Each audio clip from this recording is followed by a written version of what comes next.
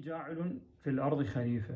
الله سبحانه وتعالى من خاطب الملائكة وقبل أن يخلقنا حدد المهمة مالتنا والوظيفة مالتنا بالحياة الدنيا. قالوا أتجعل فيها من يفسد فيها ويسفك الدماء ونحن نسبح بحمدك ونقدس لك.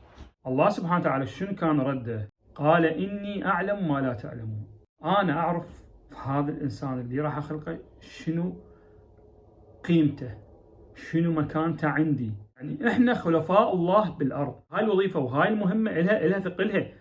يعني اقعد بينك وبين نفسك قول أنا خليفة الله. والخليفة اللي بالأرض يعني هذا الوزير والرئيس وغيره، شوف المكان اللي عنده، شوف الهيبة اللي عنده، شوف الناس شلون تهابه. فكيف إذا تكون خليفة الله؟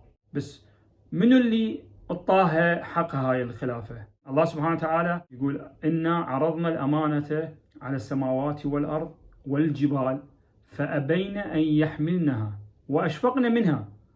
ويا صدالها الإنسان. كل واحد بينا هو بعاتقه أكو أمانة من الله سبحانه وتعالى. فأكو من وصل هاي الأمانة ووصل هاي الرسالة وسوى العليا بهاي الدنيا، يعني ما طلع من الدنيا لا شيء. وأكو من ضيعوا هاي الرسالة وضيعوا هاي المهمة، أكل شرب نوم ملذات طلعة ونسة ملهيات. لا بأس واحد ياكل ويشرب، أكيد طبعا هاي ضروريات الحياة، بس بالمقابل ما أنسى أنا شنو علي، ما أنسى شنو مهمتي. أنا وجودي إلى قيمة عند الله سبحانه وتعالى. أنا لازم أترك بصمة بهاي الدنيا.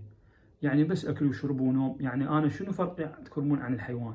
إحنا والحيوان نشترك بهاي الأشياء، الأكل والشرب والنوم والملذات.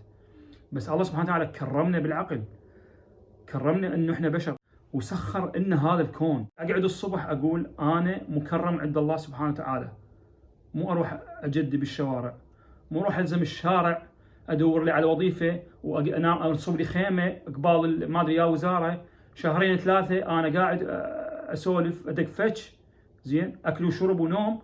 والله أنا شنو أدور لي على وظيفة؟ من قال لك هيك؟ من قال لك الحقوق هي هيك؟